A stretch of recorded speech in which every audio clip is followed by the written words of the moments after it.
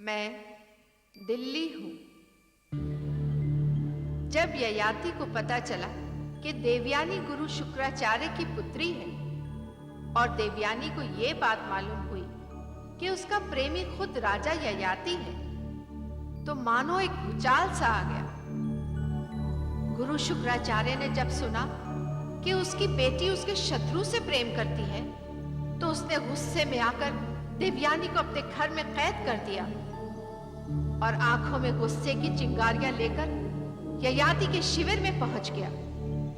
दोनों में जबरदस्त विवाद हुआ और अंत में निर्णय हुआ युद्ध भूमि में मिलने का।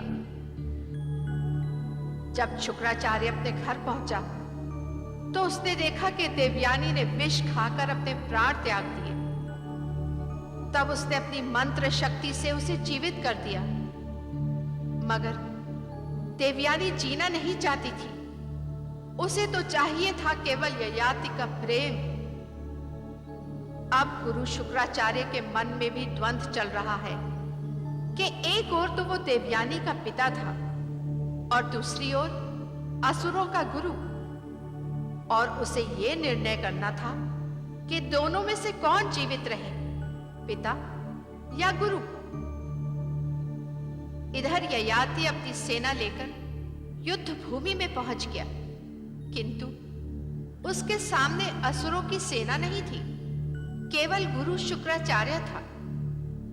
आज वो असुरों का गुरु बनकर नहीं आया था, बल्कि एक बेटी का बाप बनके वो लाया था अपनी बेटी के विवाह का प्रस्ताव। और तब मेरी आंखों ने एक ऐसी घटना को घटते हुए देखा जो इससे पहले न कभी हुई थी और न शायद कभी होगी। और वो घटना थी युद्ध भूमि में विवाह। देवयानी और ययाति का विवाह युद्ध भूमि में संपन्न हुआ। गुरु शुक्राचार्य ने पिता का कर्तव्य तो पूरा कर दिया, पर अब उसे एक गुरु का कर्तव्य भी पूरा करना था। और मैं ये सोच रही थी कि अब क्या होगा।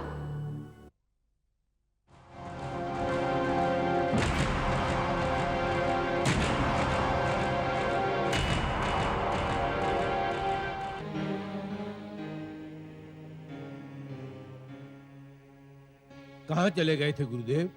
हम आपकी राह देख रहे हैं। आर्यों की सेना हम पर आक्रमण करने के लिए चल पड़ी है। वो किसी भी समय यहां पहुंच सकती है गुरुदेव। हम आपके आदेश की प्रतीक्षा कर रहे हैं।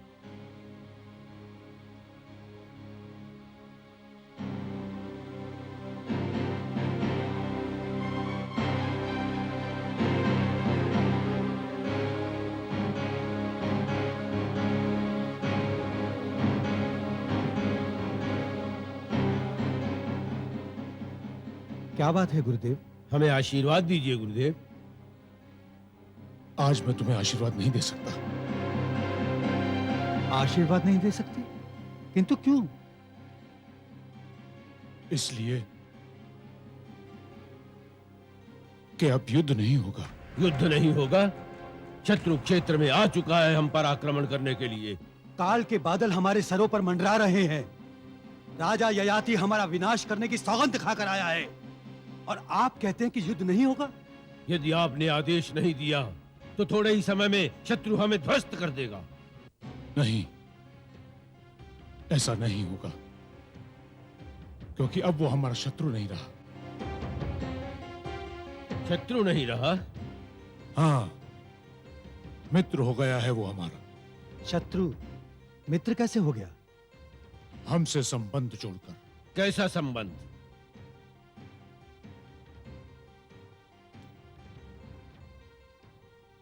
महाराज ययाति ने देवयानी से विवाह कर लिया है। क्या? विवाह कर लिया?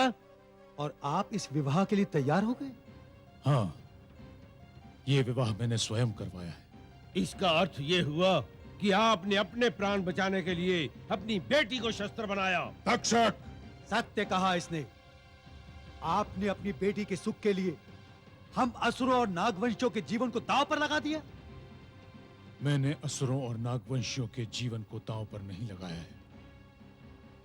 मैंने संधि कर ली है महाराज ययाति से कैसी संधि?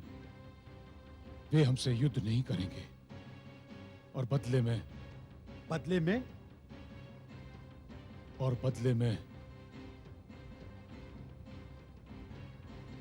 हम इस क्षेत्र को छोड़कर चले जाएंगे। ये कैसी संधि कर ली है आपने? हमें घर से बेघर करने की, हमारा आश्रय छीनने की? और आप समझते हैं कि हम आपकी बात मान जाएंगे? कभी नहीं। ये युद्ध होगा और आपके आशीर्वाद के बिना होगा। ये सत्य कह रहा है गुरुदेव, ये युद्ध अवश्य होगा। हम ये क्षेत्र छोड़कर नहीं जाएंगे। हम आर्यों को यहाँ से खदेड़ देंगे। यदि तुम युद्ध ही चाहते हो तो तुम्हें सर्वप्रथम मेरा रक्त बहाना होगा। मेरे मृत शरीर की सीमा पार करके ही तुम लोग युद्ध भूमि में जा सकते हो। गुरु के स्थान से गिरकर वैसे भी तुम हमारे लिए मर चुके हो, इसलिए तुम्हें मारने में हमें तनिक भी संकोच नहीं होगा। देखते क्या हो, उड़ा दो इसका सर। रुक जाओ। क्या मिलेगा तुम्हें इनका वध करके? महाराज, मुझे कहने दीजिए। तारक, तक्षक, यदि तुम सोचते हो कि मैंने तुम्हारे साथ विश्वासघात किया है, तुम लोगों को धोखा दिया है, तो ले लो मेरे प्राण, समाप्त कर दो मुझे। मैंने तुम्हारे साथ विश्वासघात आज नहीं किया। मैंने तो विश्वासघात उस दिन किया था जब मैं तुम्हारा गुरु बना था।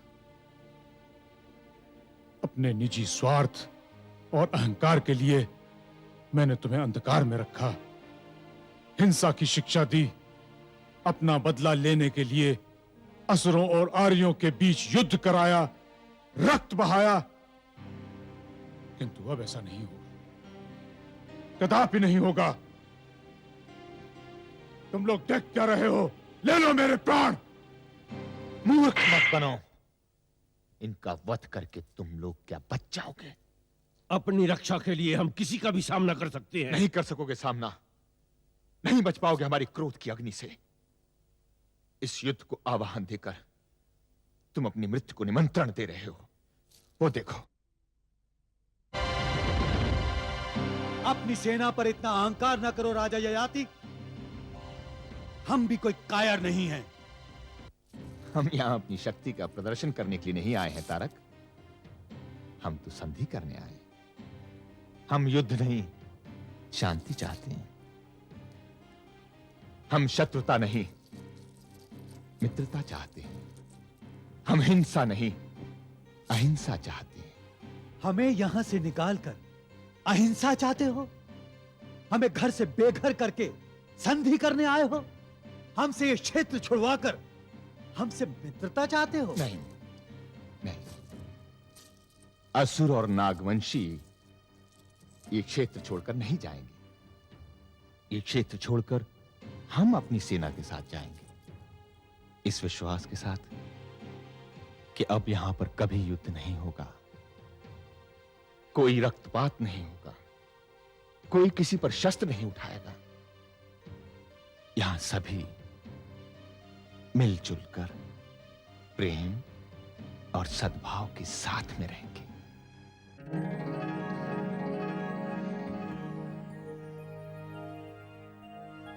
शर्मिष्ठा, स्वामिनी, याद है तूने मुझे बधाई देते हुए कहा था कि मेरी प्रेम यात्रा सफल हो जाए। आज मेरी प्रेम यात्रा सफल हो गई। मैंने अपने जीवन का सबसे बड़ा लक्ष्य प्राप्त कर लिया है। मैं तुम्हें विवाह की बधाई देती हूँ स्वामिनी, और ये आशा करती हूँ कि तुम्हारे विवाह जीवन की यात्रा भी सफल हो। शर्मिष्ठा, मैं तुझे और तेरी सेवाओं को कभी नहीं भूल पाऊंगी। मैंने जो कुछ भी किया वो मेरा कर्तव्य था। ये कर्तव्य तो तुझ पर लाद दिया गया था। नहीं स्वामिनी। हाँ शर्मिष्ठा, मनुष्य तो भाग्य के आगे केवल एक खिलौना होता है, और भाग्य न जाने क्या क्या खेल दिखाता है। मनुष्य भाग्य के आगे कठपुतलियों की भांति नाचता है, और ऐसा ही खेल भाग्य ने तेरे साथ खेला है। स्वामिनी, जो कुछ मेरे भाग्य में लिखा था उसे मैंने हंसकर स्वीकार कर लिया। फिर आप क्यों चिंतित होती हैं? मेरी चिंता तो तेरे साथ होने वाला अन्याय है। अन्याय? हाँ शर्मिष्ठा, और इस अन्याय का कारण केवल मैं हूं। एक छोटी सी भूल का कितना कठिन दंड मिला तुझे। मुझे क्या अधिकार था तुझे अपनी दासी बनाने का? आपने तो केवल मुझे अपनी भूल का दंड दिया है। और अब मैं उसका प्रायश्चित करना चाहती हूँ। प्रायश्चित? हाँ, विवाह के इस शुभ अवसर पर मैं आज तुझे एक उपहार देना चाहती हूँ शर्मिष्ठा। ये तो दासी का सौभाग्य है। आप मुझे क्या उपहार देना चाहती हैं? तुम्हारी मुक्ति का उपहार। मेरी मुक्ति का उपहार? हाँ शर्मिष्ठा, आज मैं तुझे दास्ता के बंधन से मुक्त करती हूँ। किंतु शर्मिष्ठा, आज से तू मेरी दासी नहीं, आज से तू स्वतंत्र है। स्वामिनी, नहीं चाहिए मुझे ये स्वतंत्रता, नहीं चाहिए ये मुक्ति। इतने दिन आपकी सेवा करते करते ये दास्ता मेरे रक्त में बस गई है। ये पंछी ये पिंजरा छोड़कर और कहीं नहीं जा सकता। और तुझे कहीं जाने की आवश्यकता भी नहीं है। मैंने एक बंधन तोड़ा है, दूसरा तो नहीं। दूसरा बंधन? हाँ शर्मिष्ठा, आज से तू मेरी सखी है, मेरी सहेली। आज के पश्चात पिताश्री के पास तू मेरे स्थान पर रहेगी। आपके स्थान पर? हाँ, और मेरे जाने के पश्चात पिताश्री को यह आभास कभी न होने देना कि उनकी बेटी उन्हें छोड़कर चली गई। किंतु ये कैसे संभव हो सकता है? ये संभव है। पिताश्री तुझे भी उतना ही प्रेम करते हैं जितना कि वो मुझसे करते हैं। और मैं चाहती हूँ शर्मिष्ठा कि मेरी भांति तू भी अपने लिए एक जीवन साथी चुन ले, जो तुझे वो सारे सुख दे जो एक नारी का अधिकार है। स्वामिनी। स्वामिनी नहीं, अब मुझे देवयानी कहकर बुला। देवयानी। देवयानी। देवयानी। देवयानी, तूने आज मुझे एक बंधन से तो मुक्त कर दिया, किंतु दूसरे एक ऐसे बंधन में बांध दिया जिससे मैं आजीवन मुक्त नहीं हो पाऊंगी। वो है स्नेह का बंधन, प्रेम का बंधन। मेरी बहन, तू मेरे इतने पास आकर इतनी दूर जा रही है। तेरी ये विदाई का दृश्य मैं नहीं देख पाऊंगी, मैं नहीं देख पाऊंगी।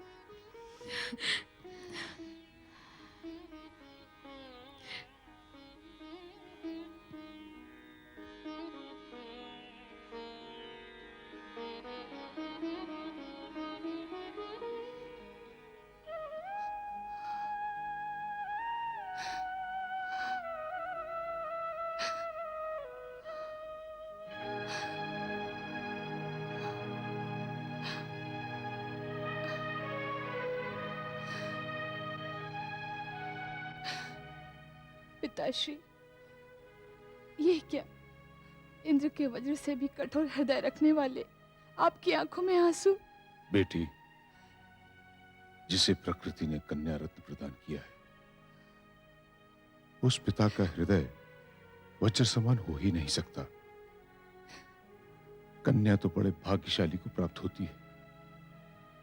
कन्या सृष्टि है, कन्या शक्ति है। पुत्र तो केवल एक परिवार के लिए जन्म लेता है, किंतु कन्या तो पिता एवं पति दोनों परिवारों के लिए जन्म लेती है। अखंड सौभाग्यवती भव।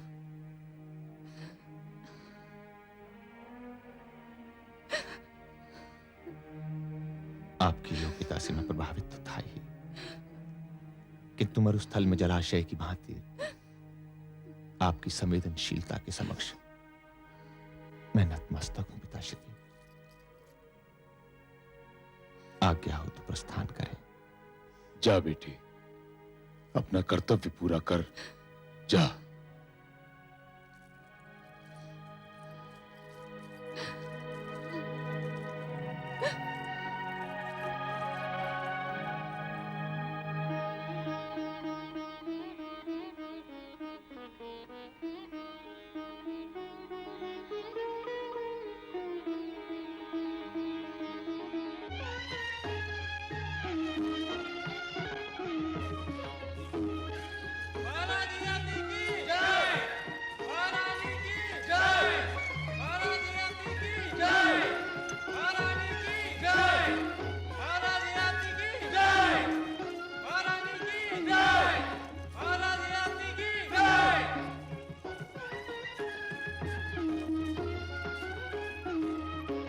प्रणाम गुरुवर।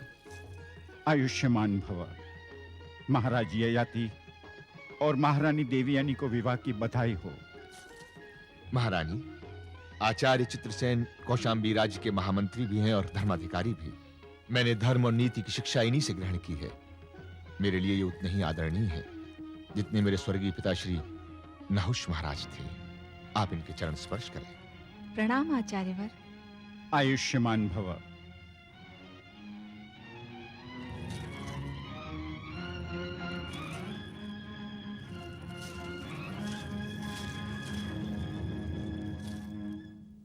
महाराज,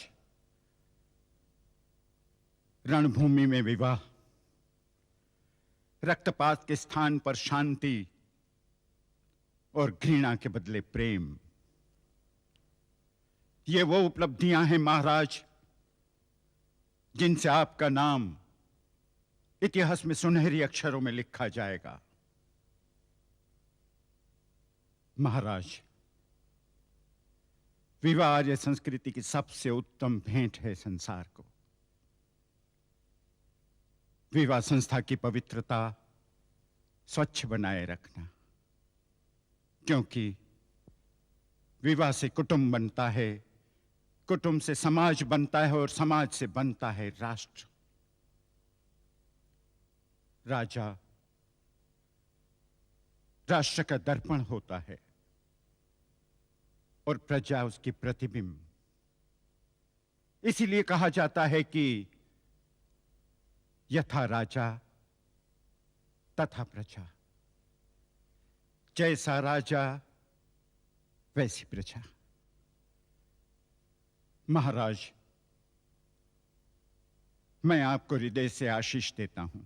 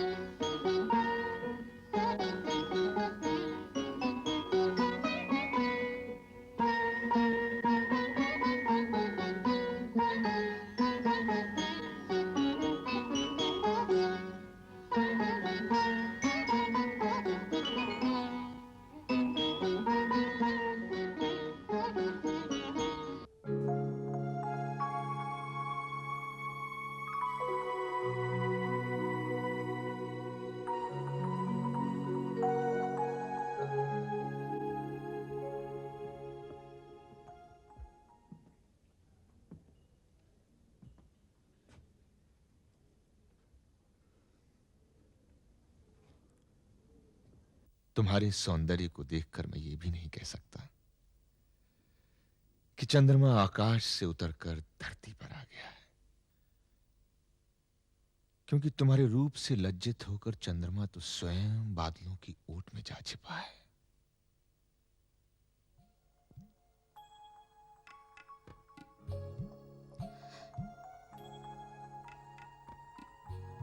तुम्हारा स्थान वहां नहीं,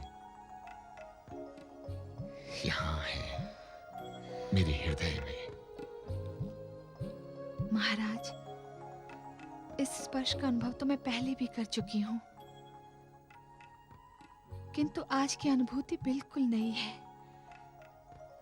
ऐसा क्यों महाराज? पहले हम प्रेमी प्रेमिका थे, वो प्रणय था, ये परिणय।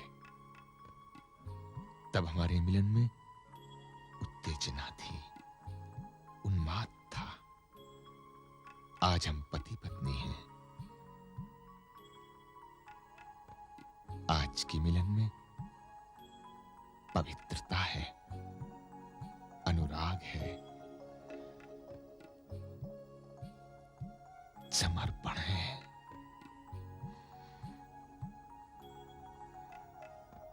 इस प्रकार क्या देख रही हो?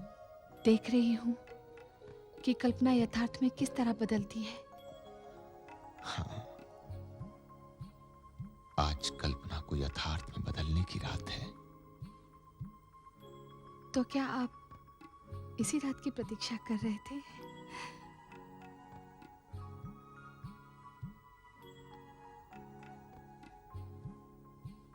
इस प्रथम रात्रि की प्रतीक्षा केवल मैंने ही नहीं,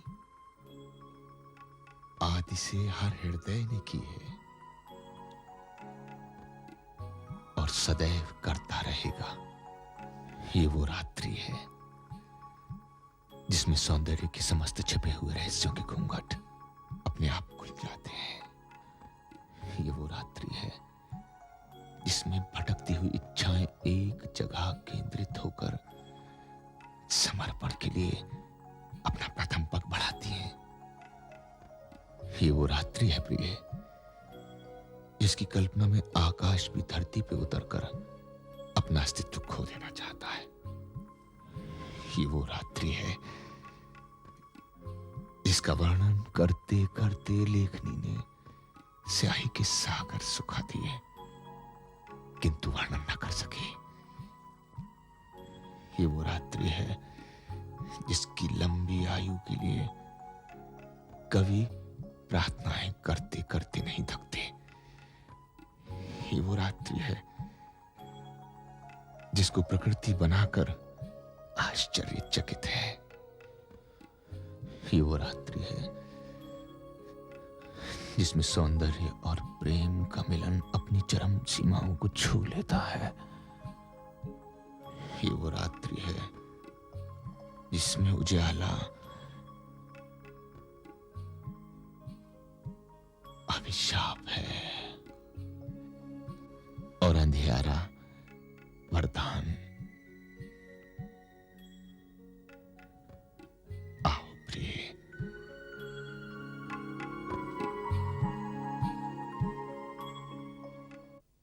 सावधान! चंद्र कुलभूषण, महाप्रतापी, न्याय प्रिय, रिपुदमन, महाराज ययाति, महारानी देवयानी सहित पधार रहे हैं।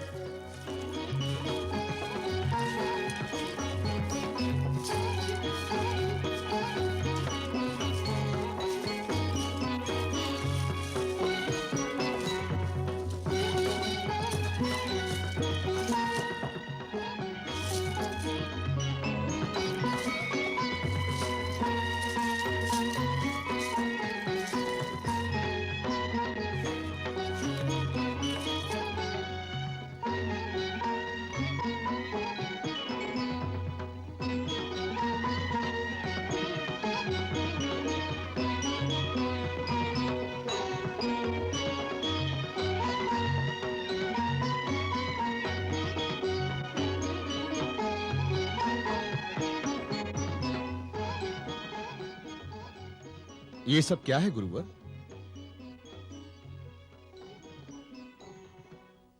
महाराज, आप स्वयं देख लें।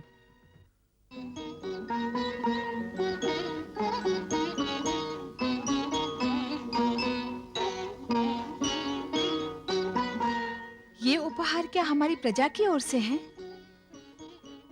नहीं, यह उपहार प्रजा की ओर से नहीं है महाराज। तो फिर ये किसकी ओर से है? गुरु शुक्राचार्य की ओर से। आचार्य शुक्राचार्य की ओर से? जी हाँ महाराज, आपका विवाह शीघ्रता में हुआ। समय के अभाव के कारण वो इस रीति को समय पर पूर्ण नहीं कर पाए। किंतु ये उपहार उन्होंने भेजे क्यों गुरुवर? उन्होंने ये भेंट अपनी पुत्री के लिए भेजी है महाराज। आपको इसका सम्मान करना चाहिए। किंतु हम इस भेंट को स्वीकार करने में असमर्थ हैं। इसका कारण महाराज? गुरुवर, यह भेंट नहीं, दहेज है। और दहेज मांगना और देना दोनों ही दरिद्रता और नीचता के लक्षण हैं। इस भेंट को स्वीकार करने का अर्थ है एक नीच परंपरा का आरंभ। गुरुवर, राजा जो भी करता है वो प्रजा के लिए उदाहरण बन जाता है। महाजनो ये ना गता सपंथा।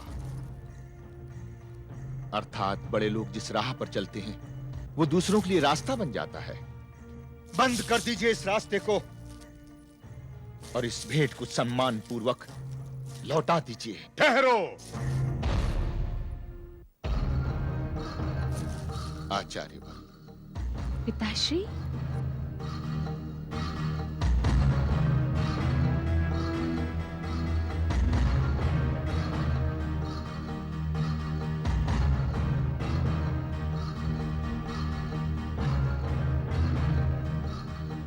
महाराज, जिसे आप लौटा रहे हैं वो ना तो दहेज है ना ही उपहार।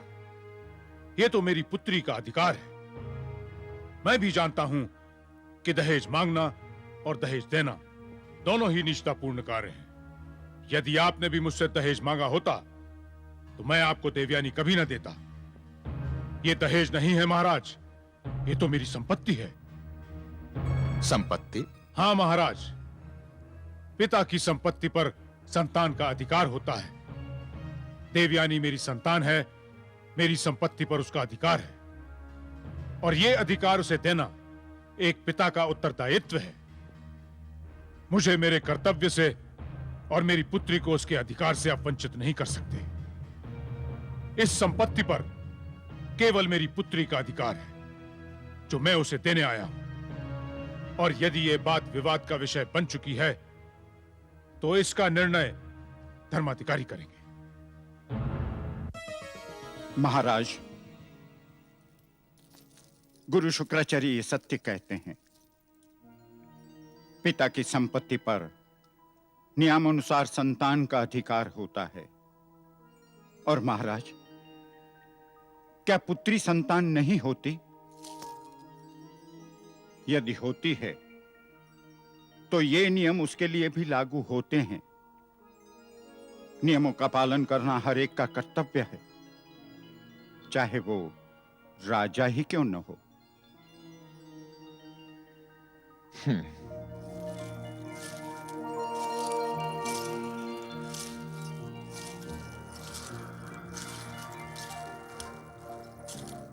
क्षमा चाहता हूं पिताश्री, मैं दहेज और अधिकार में अंतर न कर सका। किंतु महाराज, आपने दहेज का तिरस्कार करके वो महान कार्य किया है कि मुझे आप जैसे जामाता के ससुर होने पर गर्व है।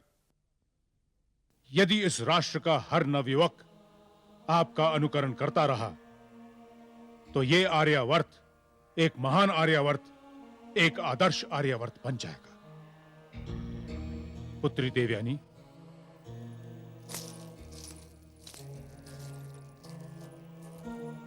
पिताश्री, आपकी आज्ञा श्रोधार्य है। धन्य हो पुत्री, तूने मुझे एक बहुत बड़े उत्तरदायित्व से मुक्त कर दिया है। अब मैं चलता हूं। ये कैसे हो सकता है पिताश्री? आप थोड़ा विश्राम तो कर लें। नहीं महाराज, मुझे एक और उत्तरदायित्व पूरा करना है, इसलिए मुझे जाना ही होगा। जैसी आपकी इच्छा पिताश्री। हमारा प्रणाम स्वीकार करें। आयुष्मान भव, पुत्रवती भव।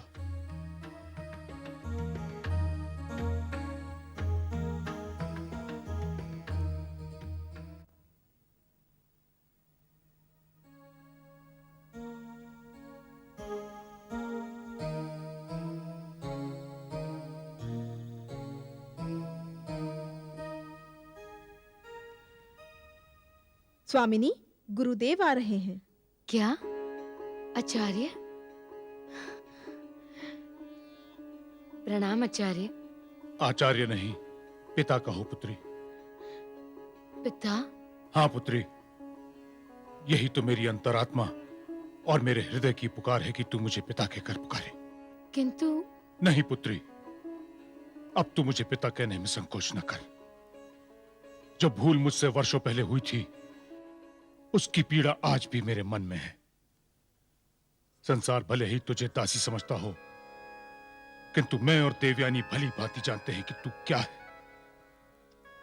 वो तो एक क्षण था जिसने तेरे पैरों में दास्ता की बेड़ियां डाल दी। उस क्षण यदि मैं मोहग्रस्त ना हुआ होता और देवयानी को उसकी मनमानी ना करने देता तो आज तेरे भाग्य का निर्णय हम न करते, बल्कि हजारों भाग्यों का निर्णय तू करती। तेरे अतीत की याद तुझे दिलाकर मैं तेरे घावों को कुरिदना नहीं चाहता। मैं तो बस उस दोष से मुक्ति पाना चाहता हूं बेटी, जो देवयानी के कारण मुझसे हुआ था। और यह तभी संभव है जब तू मुझे पिता के घर पुकारे, वरना मेरी अंतरात्मा ना तो मुझे चैन से जीने देगी, ना तो मुझे चैन से मरने देगी। बस एक बार पुत्री मुझे पिता के घर पुकार।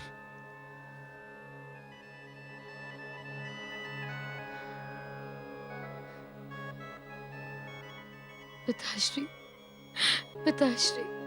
उठो पुत्री, मेरी पुत्री शर्मिष्ठा। अब मेरी आत्मा शांत हुई और अब मैं अपना दायित्व पूरा करना चाहता हूं।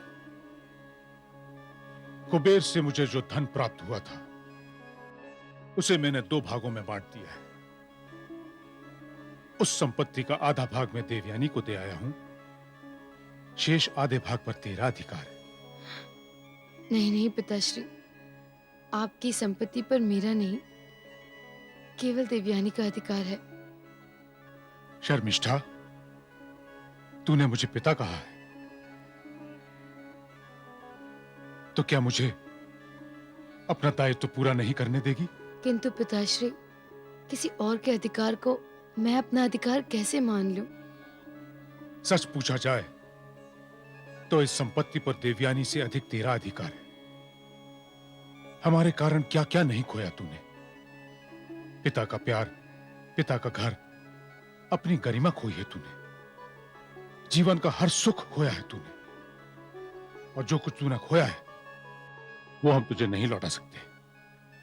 तेरा अतीत हम तुझे नहीं लौटा सकते पुत्री। ये तेरा अधिकार ही नहीं, मेरा प्रायश्चित भी है। इसे स्वीकार कर ले पुत्री। पिताश्री, इसे मैं आपका स्नेह और आशीर्वाद समझकर स्वीकार करती हूँ। तूने आज मेरी आत्मा पर जो बोझ था उसे हल्का कर दिया। अब तो बस एक ही इच्छा रह गई है मन में। वो क्या पिताश्री? यदि देवयानी की भांति तेरा घर भी बस जाता तो मैं निश्चिंत होकर यात्रा पर चला जाता। किंतु मेरी एक बात याद रखना पुत्री, जब भी कोई योग्य वर मिल जाए अपना घर अवश्य बसा लेना। पिताश्री, आप निश्चिंत होकर अपनी यात्रा पर जाइए। आपसे तो भेंट हो ही गई है, सोचती हूँ देवयानी से भी मिल लूं।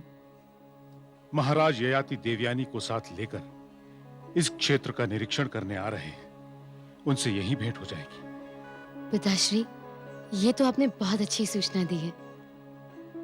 मैं जाता हूं पुत्री, आयुष्मान भव।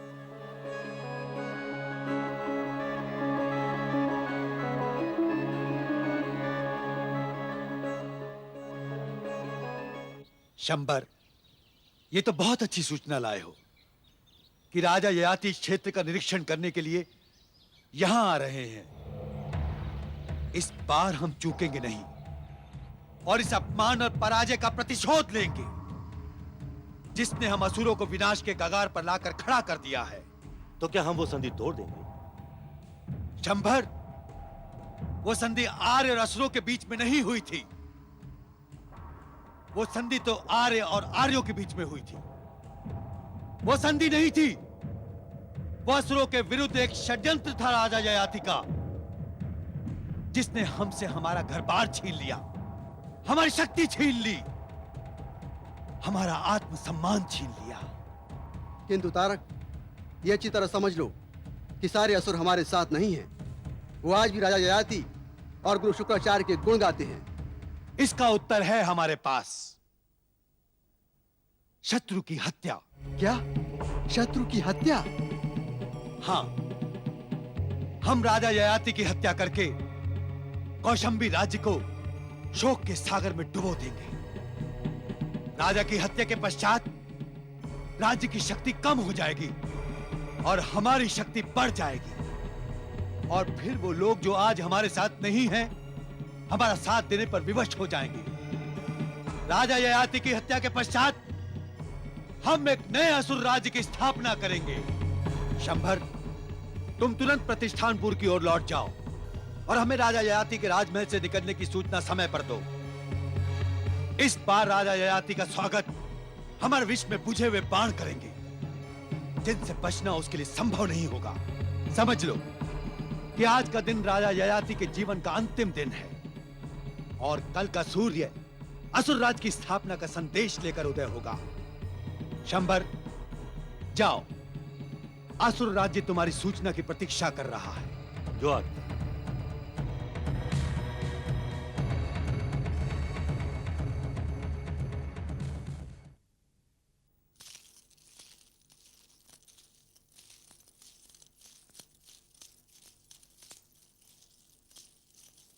प्रणाम महाराज। प्रणाम आर्या माधवी। आप यहाँ? मेरे यहाँ आने से आपत्ति है आपको? आपत्ति नहीं, मैं तो फिर आश्चर्य होगा। आश्चर्य? आश्चर्य भी नहीं। तो फिर क्या है? आर्या माधवी, आपके यहाँ आने से कई शंकाएं जन्म ले रही हैं मन में। किंतु महाराज, जब भी मैं इस राजमहल में आई हूँ, शुभ समाचार ही लेकर आई हूँ। शुभ समाचार? आज से कई वर्ष पूर्व जब मैं प्रथम बार इस राजमहल में आई थी, आपकी माताश्री के कक्ष से मुझे निकलते हुए देख के स्वर्गीय महाराज नहुष ने भी मुझसे इसी तरह का प्रश्न किया था। तब आपने क्या उत्तर दिया था आर्या माधवी? आपके जन्म होने का शुभ समाचार दिया था मैंने उन्हें। तो इसका अर्थ है? इसका अर्थ आज भी शुभ समाचार है। चंद्रवंश के आकाश से एक नए सूर्य का उदय होने वाला है। आप समझ गए ना महाराज? समझ गया। नहीं आर्या माधवी, हमारी समझ में कुछ नहीं आया। महारानी देवयानी कौशंबी राज्य सिंहासन के उत्तराधिकारी की माता बनने वाली हैं। अर्थात वो चंद्रमा समान पुत्र को जन्म देने वाली हैं। पुत्र? हाँ महाराज, आपके जन्म लेने से पहले मैंने ही भविष्यवाणी की थी, जो सत्य हुई। और मेरा विश्वास है मेरी ये भविष्यवाणी भी सत्य ही निकलेगी। आर्या माधवी, आप महान हैं। हमें आशीर्वाद दीजिए। सुखी रहो। हम महारानी से मिल सकते हैं? अवश्य। उनका स्वास्थ्य बिल्कुल ठीक है, किंतु थोड़ी सावधानी बरतनी होगी। हाँ, अवश्य। किंतु कैसी सावधानी आर्या? मुझे महारानी देवयानी से पता चला है कि आप अपने साथ उन्हें क्षेत्र निरीक्षण के लिए ले जाने वाले हैं। हाँ, ये तो सत्य है। किंतु अब वो नहीं जा सकती। इस अवस्था में उन्हें विश्राम करना चाहिए। बाहर जाना उनके स्वास्थ्य के लिए ठीक नहीं है। आप जैसा कहें आर्या, हम वैसा ही करेंगे। किंतु आपसे निवेदन है, आप इनकी स्वास्थ्य का पूरा ध्यान रखें। मेरा कर्तव्य मुझे अपने प्राणों से भी अधिक प्यारा है। ये तो आपका बड़प्पन है। बड़प्पन नहीं, सिर्फ कर्तव्य। अब मुझे आज्ञा दीजिए।